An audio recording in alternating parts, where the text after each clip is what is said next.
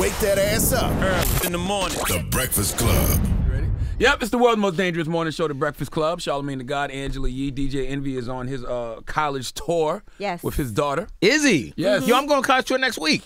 Really? Taking my son. We're going to do like 5 states.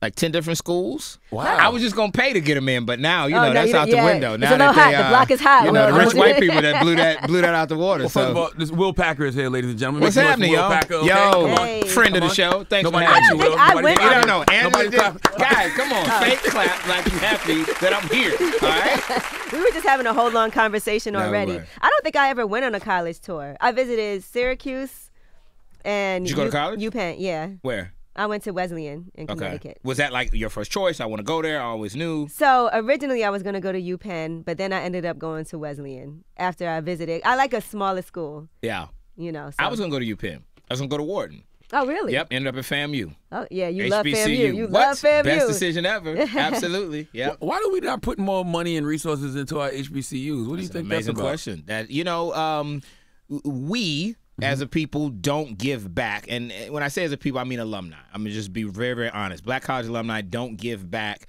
in the way that they should. Now, proportionately is what I'm talking about. Of course, you're not going to have an endowment like Harvard because, you know, their alums have much more means. But we should do more. We should definitely do more, and that's something that I actually want to work on, you know, in kind of like the next phase of my life and my giving and my philanthropy. I want to focus on black college. And you don't even have to be an alumni of the school to You give. really don't. You don't. You know, they're valuable. I mean, come on. Just like really the top doctors, lawyers, politicians like in the country, the top minds are really bred at the HBCUs. And I believe that, not just because I'm a graduate. And there's nothing against everybody else. A lot of great schools out there, but there's nothing like that black college experience. My son went to Harvard. I guarantee you, if you got him up here, he'd say, if I had to do it again, he would go to an HBCU. Really? Yeah. Oh, yeah. wow. And my daughter's at Howard, living her best life. She good. She like, bro, that's you. You went up there to Boston when in the cold. So she's getting a great education and having a good time. And having a good time. Absolutely. Will Packer is here, so that means yet another project. Yeah, man. What is it, TV Don't say today? it like that. Don't TV sigh. today, movies Just, today. Come on, man. Just, you know what I mean? Don't hold me down. I'm excited man. for you. Just, you know, Yes. you and me both, brother. You know, you and I, we don't sit around and get bored, you know? Listen, my key is still working in Hollywood. As long There as you my go. key's still working, I'm coming in the door. Well, I got something different this This time. one is a docuseries. It is, yeah, my first one. Yeah. And you're on it too, which I was like, I never, see Will Packer in that position. Only as, so what it is, it's a documentary about the Atlanta child murders. A lot of people do not know this. So about 40 years ago, late 70s, early 80s, the first black mayor had been elected in Atlanta, Maynard Jackson. And we were coming out of like a lot of the craziness of the civil rights movement and segregation, and that had ended. And we were at this very progressive time. And black children started dying. They were getting kidnapped and murdered in Atlanta, Georgia, of all places. And ultimately, 23 black kids were killed, 6 young adults who were like, 18 and older, and 1 kid was missing that was never found. So there were 30 people who were killed during this time of the Atlanta child murders. It's literally one of the greatest tragedies and saddest tragedies that this country has ever faced. And a lot of people don't know about it. It's one of those things that has been swept under the rug in some respects. There are people listening to me like now, like, wait, what? They killed, all these black kids in Atlanta? Yes, they did. In Atlanta, there's this dark secret of this time. What year was this? The first killing was the summer of 1979, the first kidnapping. And then it went until 1981. It went on for about 2 years, man. Because people were like, yo, is there a serial killer? Like, who's killing black kids? And they did arrest somebody for it. They did. They arrested a guy named Wayne Williams, who's in jail now, who actually is up for parole in October. So the timing of this is really apropos. But he was never convicted of killing the kids, Angela. That's what a lot of people don't know. What happened was they caught him. They convicted him of killing 2 grown men around that same time. Once they arrested Wayne Williams, the murder stopped. And they put them all on him. And they put everything on him. They said, you know what? He must have done them all. And they closed the cases. And so you have these families. Imagine like the unfathomable of a parent losing a child. Like you can't even imagine that, right? But what happened was these families never got to see anybody held accountable for these murders. Right. And so a lot of these families never saw closure. So we did a whole documentary, and it goes in depth. Like, it's real. It goes into what happened, why it happened, how it happened, and also the conspiracy theories, because a lot of people to this day don't believe one person committed all these murders. They think it was the Ku Klux Klan. A lot of people think the believe Klan. that the Ku Klux Klan Some people was doing think that. there was government involvement. Some people think there was a ring of pedophiles. And honestly, there's evidence that could support each one of those theories, and we go into it. What's crazy is that the police department was not even really, well, not every police officer, but they weren't really trying to investigate too deep into these murders. These were poor black kids, man. I hate that that's the case, but it is. You know, even. Wow, that theme music. Absolutely. All right. That was different. You know what it was? These were poor black kids, Angela, and lives, of course, even still today, are not valued the same, right? And certainly back then, black kids, black lives who don't have means, who don't have power, who don't have a platform, who don't have a voice, who don't have money.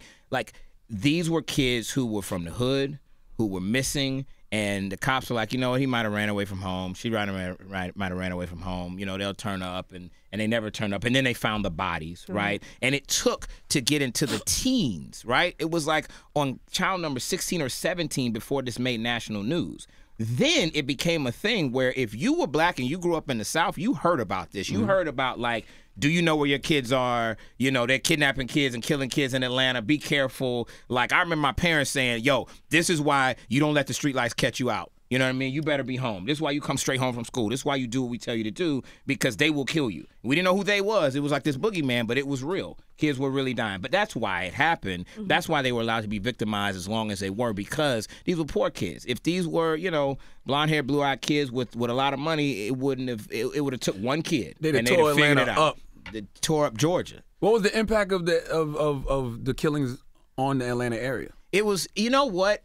Everybody wanted it to go away, honestly. And as cavalier and inconsiderate as that sounds, that's the truth, right? So you had lives being lost, but it was like so inconvenient for the city at that time. Atlanta was trying to put this image out there as a city that's too busy to hate. Right. It had this dream of becoming the city that it is today, which is like, you know, a seat of power, progressive black wealth, busiest airport, all of that. It was trying to become that city. And all of a sudden, like the city that Dr. Martin Luther King, Dr. Martin Luther King was born in, was this city that had this awful tragedy going on that was allowing its children, the weakest and most vulnerable amongst the city, to be captured and to be murdered. So the impact was that once they finally realized that they were connecting and this wasn't just something that was random, then there was this scramble to figure out, what do we do? How do we make this go away?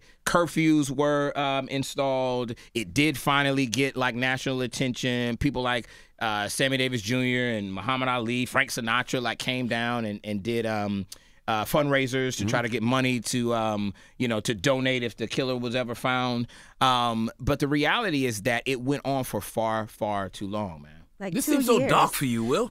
It's different, man. Yeah, It's yeah, different. And it's heartbreaking Kevin Hart because- ain't in this one. Yeah, it's definitely not.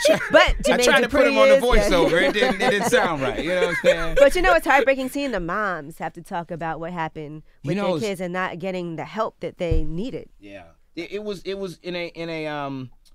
in a strange way, though. It was some closure for them, and that's something that we heard from the families, because they never got a chance to tell their stories on a national platform. And like I said, if you can imagine something horrible happening to your family and nobody's held accountable, like nobody is put in front of the American justice system and said, okay, we know you did it, we have this evidence, we're going to hold you accountable, try you for it, and convict you for your crimes. They convicted somebody who they think were doing other murders during that time, and said, listen, after he got arrested, the killing stopped, we're going to put it all on him.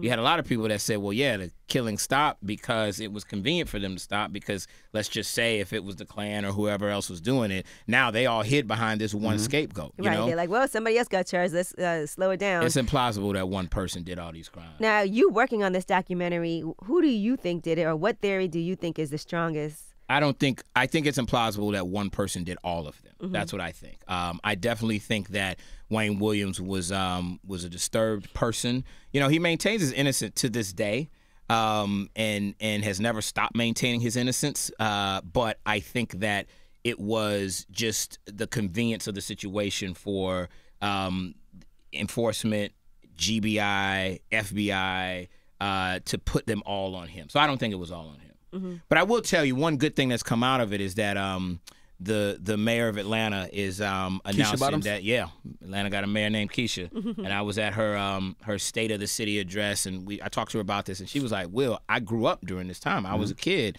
during that time," and so she's put together a committee. They're going to do some type of a memorial to the victims of the Atlanta child murders. Dope. This is the kind of thing where it's like, know their names, say their names. Like, we can't just let this get swept under the rug. So for me, to your point, Charlamagne, this is very, very different for me. And I feel like because I'm in a position where I can do this type of content, like, you know, of course I do the comedies, I could do thrillers. Like, why would I not lend my name to something like this to get the story told? Like, if I don't do it, maybe it doesn't get done.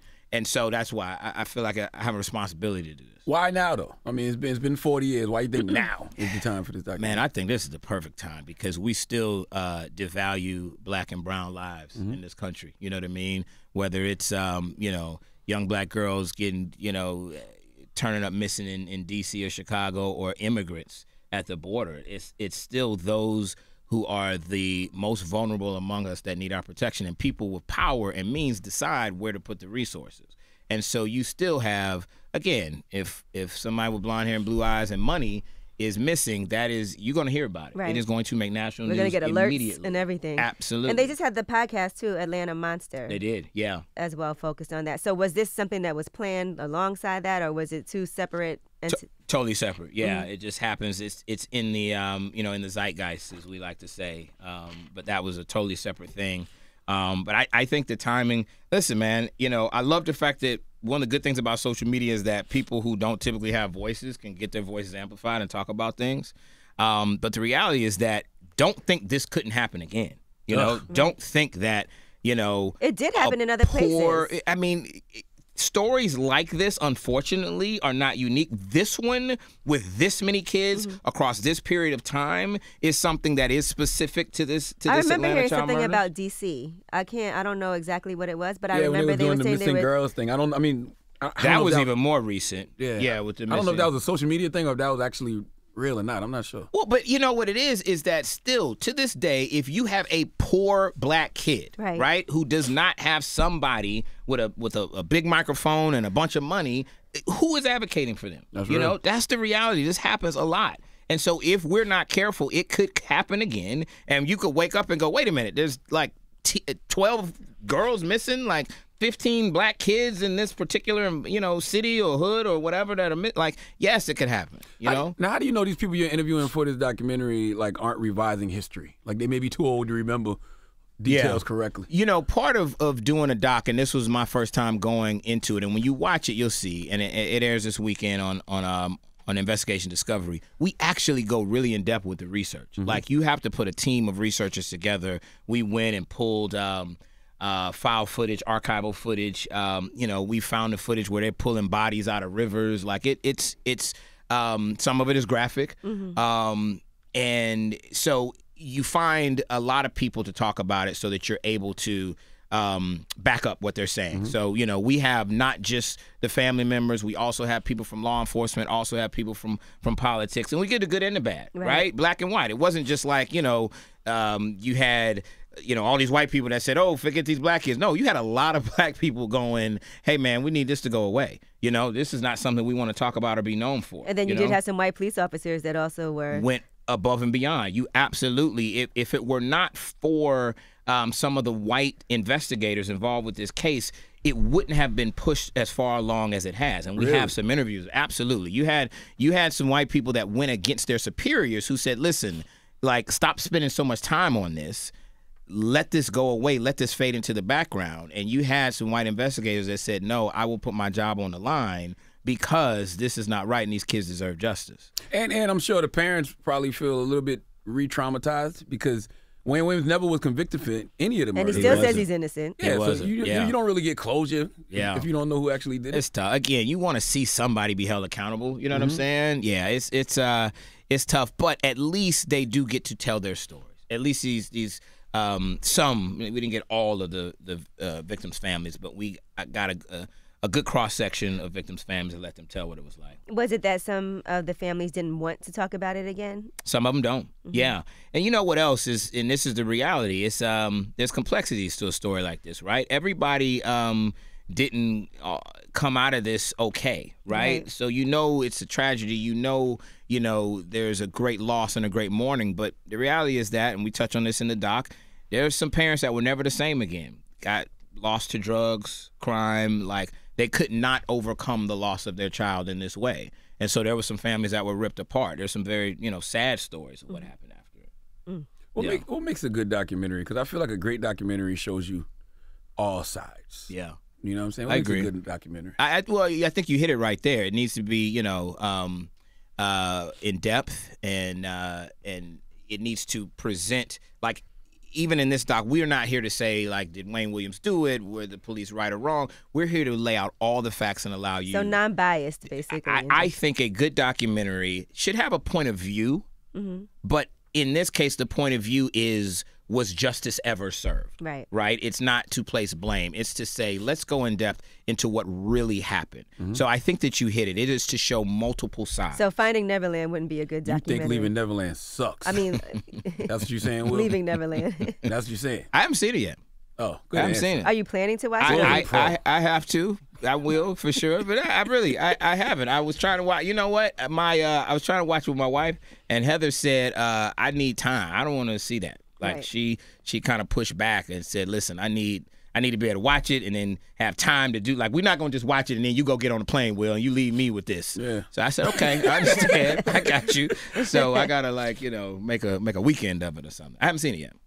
I see you got a Lakeith Stanfield and Issa Rae. Man. Do this movie called The Photograph. What's that bro. about? Yeah, it's a love story. Wow. It's a love story. I love that you're bringing people together from two of our favorite shows on television, Right. from Insecure And Atlanta. Atlanta. Come on, two of the most talented folks out there doing it today, especially within their generation. I like to think that they're kind of like, that next generation of folks, in their 30s or what have you. And it's a love story. It's a love story. Issa, Lakeith, it's a sister named Stella McGee that wrote and directed it and is directing it right now. We're shooting it right now. What's your favorite kind of movies? Is it comedies? Is it thrillers? Is it love stories? Rom-coms? Like me personally or to make? You personally, and then also to make. To me personally, weirdly, I'm kind of like a sci-fi kind of dude. So I've would you never do a made sci-fi? it. I absolutely would. Yeah, I absolutely would. You and Aaron Magruder had a great side. No, that wasn't science fiction. Was it? No, it was called Black America. Yeah. Yeah. It was kind of like, it was reimagining. It was a revisionist history story. What would have happened if blacks got reparations after slavery ended and formed their own country here in the United States? And now look at all the conversations that the Democrats are having about potentially us getting reparations. Absolutely. Wouldn't that be interesting? Yeah. Could you Let's see see a what Republican coming out and saying that they believe in got to figure out reparations? I don't, because I don't think that the Republican base would support that. Right. And remember, this is not about, unfortunately, a lot of times what people personally believe. It's about what they can get elected on. Right. I don't believe the current president believes half the stuff that he spews to his base, but I believe he says what he needs to say. To get those votes. Absolutely. Dream selling. Yeah. Why didn't Black America happen? Because that just seemed like such a great concept. It's a good question, man. Everything doesn't get across the finish line. It really got tied up in development, and we never got a version of it that all parties felt good about, me included.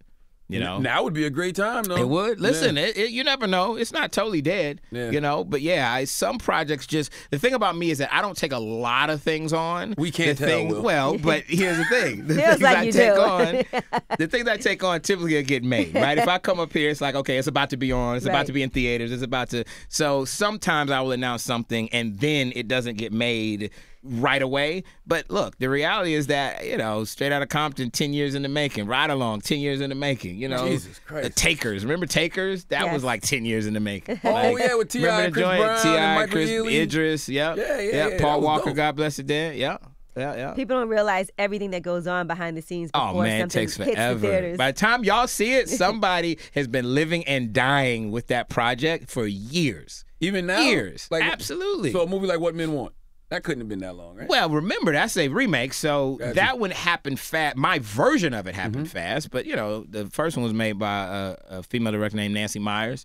one with Mel Gibson. That was years ago, you know. But like Stella McGee, the photograph, the one we just talked about with Lakeith and Issa. This is something that, you know, a script that she wrote years ago. Right. Little, my next movie coming out is Little. That's the one with Issa again. Marseille, Martin from Blackish, and Regina Hall. Marseille pitched that to me 3 years ago. She was 10 years old. She's 13, 14 now. That's amazing. Yeah. You had a streak of number ones. How many number ones you got? 1 million? No, 10. 10. I got 10. What Men Want came out, it debuted at number 2. It did. But yes. it's made like over $50 million at the box office so far. 60. 60. Yeah. Okay. So right. what do you? Whatever. I mean, I don't know who keeps track of these things, but if we're gonna spew numbers, let's just get them right. That's all. So what do you care about more, the number ones or the box office? Audience reaction. Wow. People. Wow. You know what I'm saying? Because I you know, there's some movies out there that people absolutely love that didn't do much in the box office, right? And there's some movies that, you know, might have made some money that people trash. I care about the people. I make it for audiences. I don't make them for the critics. I don't make them for like the number ones, you know. I make them for audience reaction. I just want people to have a good time. I'm in a position where I can make content. That's what I do, man. You know what I'm saying? That's what I do for a living. I make content. It's easy to say that though when you have movies that are doing 100 million plus. Yeah, but what it takes to get here. I can say that now, but I mean, I was delivering newspapers out of college. You know what I'm saying? Wow. Like I was, you know, I had an engineering degree out of FAMU. And it's the part of the story that people, you know, may not know, because you're right. It's like, oh, look at all the money he's made in the movies. Nah, bro. I graduated from FAMU, engineering degree, and said, I'm going to chase this dream. And nobody in Hollywood gave a damn, right? And so in the in-between time, while I was trying to get my first movie off the ground, which was Trois, starring Kenya Moore and Gary Dordan, a little small. I actually saw that movie. I saw that. I did see that movie. Remember Trois? Trois was a ghetto classic, man. That was one of the Pandora box movies, right? Exactly. Well, it was before Pandora's Box. Do you remember Pandora's Box? Yeah. It's kind of like a softcore. Pandora's Box technically was Trois too. Got you. I'll take softcore. I'll own that. It was a very I'll take sexy that. movie. Absolutely. Yeah. Before 50 Shades of Grey, Will Packer was out here putting Kenya Moore legs in the air. Yeah. But you know what? Before, like, while I was even making that movie, I was delivering the Atlanta Journal-Constitution out of the back of a Honda Civic because I had to get up at 3 a.m. every morning and deliver newspapers till 6 a.m. and then I had the whole rest of my day. So I could chase the film hustle. It's so much more inexpensive and easier to make a movie now, though, wouldn't you say? Like for somebody who's first starting out, you don't have to have purchase all that actual expensive film, and you can edit on your phone. Yes, the difference is that there's so much more content out there now. You gotta so stand the bar, out. exactly, the bar is raised. So yes, the barrier to entry is lower. You can make a movie now for a lot less than when I first started. However, everybody can do it. Right. So now you got to be that much better. What sparked that first dream? Like you say you was delivering newspapers. Like, did you look at the movie section one day and say, "This is what I want to do"? Nah, man. It was when I was in college. I was in college, and that's why I always tell people pay attention to, like, especially when you're young, pay attention to the people around you and get inspiration from them. Like, they're always trying to be like, yo, if I could get to Charlamagne, if I could get to Angela Yee or Will Packer, like, well, wait a minute, who's in your sphere? Right. So in my sphere was a brother from Philly named Rob Hardy who wanted to be a film director. I didn't have that dream. He wanted to be the next Spike Lee. And so I helped him make a tiny movie while we were still at FAMU. That movie was called Chocolate City. I helped him get the financing, hire the actors, and ultimately self-distribute it because we couldn't get distribution. You talking so about the Black Magic Mike? No, this is a different one. This is before that. All right, no. This was a tiny movie. Yeah, we made this. No, this ain't that. We made this a $20,000 down in Tallahassee, Florida. Got you. Yeah. I thought you were going to say in college you had a menage a trois, and then you said, you know what? I'm going to turn this into a movie called Trois. Definitely wasn't going to say that. Not going to do that. Nope. So where's Rob Hardy now?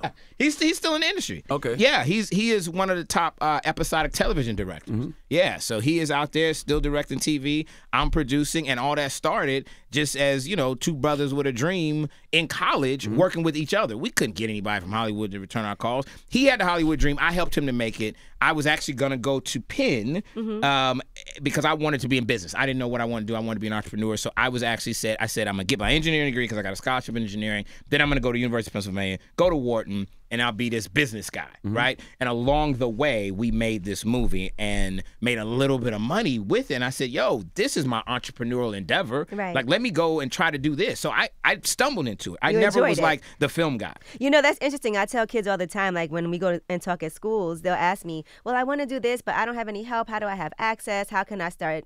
You know, I want to do TV. I want to be on air. And I'm like, listen, look at the people around you at school. Maybe there's somebody that wants to be a camera person. Maybe there's somebody that wants to edit, somebody who wants to direct. You guys should all hook up with each That's other. great advice. And make it happen that way, because you can use your school resources and not even have to come out of pocket. Listen to Angela Yee, boys and girls. That is, the rest of the advice is probably trash, but that right there is really good advice. Maybe you had a menage a trois in college and you can make a movie out of it. No, but you're right on point. Absolutely. Like, who around you? You know what I mean? And why can't you guys together put together a little web, podcast or web series or whatever, How many times have you told your staff that newspaper story?